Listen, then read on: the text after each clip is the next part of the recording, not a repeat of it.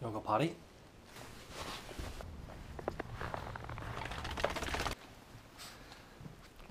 So last week I made a video about the things I hate about my BMW M2. This video, I'm going to talk about things I love about my BMW M2. I'd like to point out these things are in no particular order, but let's start off with the handling and traction control systems.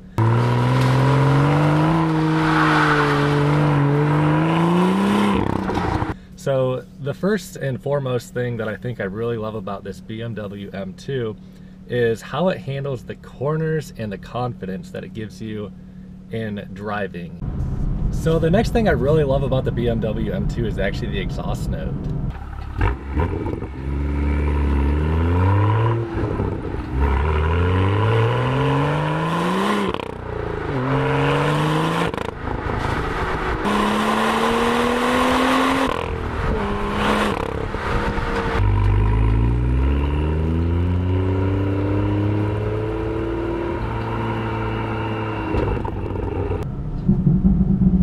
Hear those pops. So you know, my last car, like I said, was a Shelby GT500, and boy did that have a great exhaust note, and it sounded wonderful from the outside. But one of my complaints, listen to this pops, one of my complaints about the GT500's exhaust note is actually it didn't sound as great from the inside as the outside. Listening to the GT500 from the outside always sounded so much better than on the inside of it, but this car sounds great on the inside and the outside. And you know, going from a supercharged V8 to an inline 6-cylinder, you know, I've always preferred the sound of a V8 over a 6-cylinder, but this 6-cylinder and the, I believe this engine would be the N55, it's not the same engine as the M3 and M4. I think that the M2 actually sounds better than the M3 and the M4, and you know, it's just really a great sound to listen to, especially those pops letting off the exhaust like what I'm doing now. It's loud, it sounds good, I love it. It's just an intoxicating sound that I love to listen to. The next thing that I really love about the BMW M2 is the individual tire pressure and temperature displays. Now, I hope you can see this, but it shows you for each individual tire what the pressure is and what the temperature of the tire is. Now, of course, it might not be 100% accurate, but it's good enough that it will show you as you're driving the car how each tire is individually heating up or the tire pressure is changing. Mostly the tire temperature is the coolest thing about this. And the really nice thing about this is, like, when you're out drifting or just getting a little bit tail happy, having some fun in the car, you can see how the tires are warming up. And you know, for example, when I'm on winter tires right now, I'm on the Pirelli Soto Zero Series 2 tires, and you know, these are great winter tires, but you don't want them getting too warm, because after they start getting too warm, you know, not only is the performance of the tire going to go down, but you're going to start significantly reducing the longevity of the tire's life, how long the tire is going to last, basically. So, you know, when I'm out driving on, say, about 45-degree temperature, in 45-degree temperature, and the sun's beating down, the tires will warm up to about 60 degrees or so. And you know, I can look over here on the display and I can see that the tires are getting too warm, and you know, I can know what to expect going into a corner. When the tire is 60 degrees, that's way too warm, and you know, it just kind of feels like it's all mushy and you're just rolling around on like a liquid rubber tire. So it's a really nice feature to have, and basically this tire temperature display thing is the only display I really ever use when driving. I find that it's the most useful. The car does have the horsepower and torque output also available, which I could show you that right now as well. Just pop that on real quick, and you know, it shows you these numbers, but you know, you can kind of feel that just by driving the car. You don't really need the car to tell you that necessarily. So you know, that's one thing I love about the BMW M2. The next thing that I really love about the BMW M2 is actually the auto rev match on downshifts. And when I first got this car, you know, I was kind of annoyed by the fact that it had, you know, I kind of felt like I was cheating a little bit by doing that. It was a little bit inauthentic to the car nature, car enthusiast nature, I should say. And I was really just kind of unsure how I felt about the auto rev matching downshifts. But now that I have it, it really just makes the driving experience so much better and more enjoyable. What is that beeping noise? Anyway, and you can turn off the auto rev matching downshift if you turn off all of the controls, turning off stability control, which, you know, you can do that, but after having auto rev match on downshifts, like, it's just a nice feature to have, and I really wouldn't have it any other way, especially when you have the option to turn it off as needed.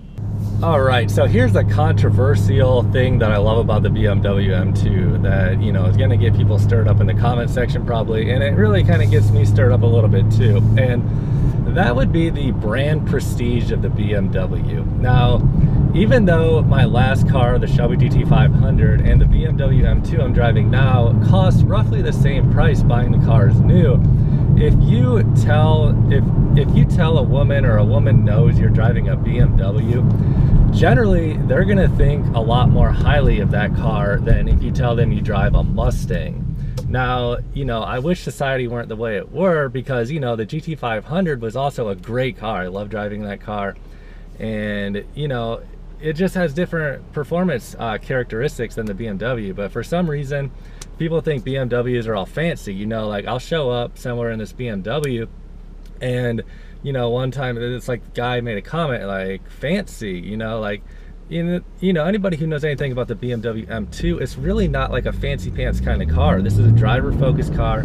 Everything inside is pretty basic and stripped down. It's a 2 Series, it's a performance car. But I have to admit that, you know, if I would enjoy the fact, you know, if a woman thought more highly of me or whatever because of the fact, you know, it's a BMW I'm driving, and it's really a stupid thing, but I'd be lying if I said otherwise.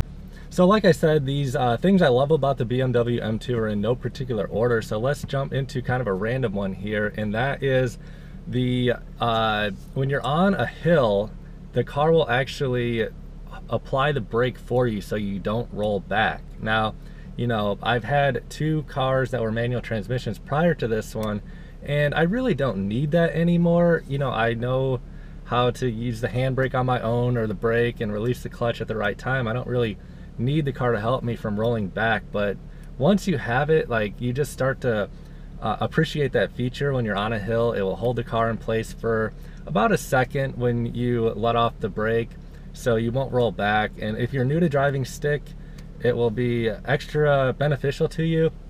When I first started driving stick, rolling backwards on a hill, you know, when I lived in Atlanta, it's kind of hilly there, some steep hills in Georgia. It really is kind of, it makes you nervous, you know, about rolling back and hitting a car, especially, you know, if you're driving like a BMW M2 or, you know, a little more higher end car. You know, my first stick was a Honda Accord, which, you know, I was worried about that. You know, if my first car was a BMW M2, you know, I'd really be worried about rolling backwards. Anyway, that's just a nice feature. I really like that feature, so yeah. The next thing that I really love about the BMW M2 is the way this car looks in person. Now, when I look at this car online, in pictures and stuff, I really don't think it looks that great, honestly. I bought this car for the performance. I bought this car because it's a driver's guy car. It's a car guy's car.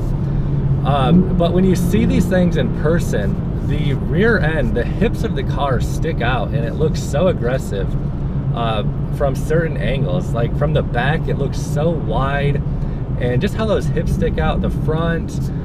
In pictures, I feel like the car looks kind of short and stubby, and I prefer the look of the M4 to the M2. But in person, I think this car is beautiful, and once I get the windows tinted on this thing, I think it's gonna look that much better.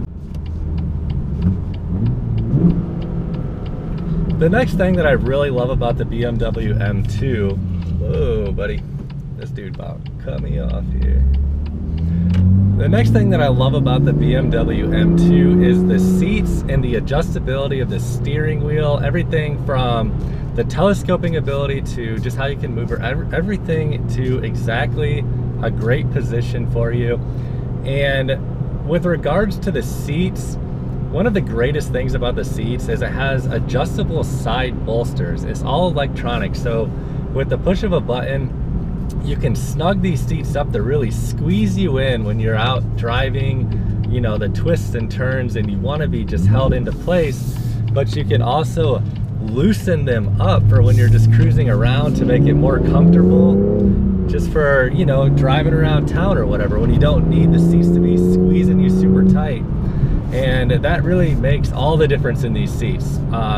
You know, my last car didn't have that option, and it didn't really handle that well. And when I first got this car, I didn't really take advantage of that side bolster ability to tighten them and loosen them. And I found myself kind of hanging on to the steering wheel for dear life as I went around turns. And then once I discovered, you know, I can just tighten these side bolsters up to hold me into place, that, you know, it made a huge difference. So, you know, I can take these twists and turns. The ground's a little bit wet right there, but it just really holds you into place and squeezes you, gives you a nice hug, holds you into place, and it's really nice. And while I'm on the topic of these adjustable seats and steering wheel telescoping, you can raise it and lower it, why in the world can we not just have the tachometer and speedometer go upside down? Because I'm 6'5", and I know, you know, I'm not the only tall person out there, but I like to have the steering wheel a little bit lower. But from my point of view up here, it kind of blocks the top of the speedometer and the tachometer. Why couldn't we just like flip those gauges upside down, where the top of the steering wheel isn't going to be blocking them for your vision, no matter how tall or short you are? Automakers, can we implement that, please?